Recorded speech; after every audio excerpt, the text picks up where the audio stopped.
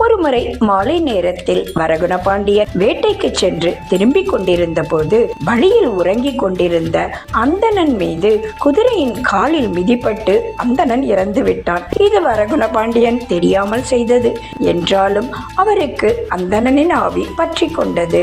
இதிலிருந்து விடுபட மதுரை சோமசுந்தரரை வணங்கினான். அப்பொழுது வரகுண பாண்டியன் கனவில் தோன்றி அவரின் எதிரியான சோழ நாட்டில் உள்ள திருவிடைமருதூர் சென்று வழிபட்டால் தோஷம் நிவர்த்தியாகும் என்று கூறினார்.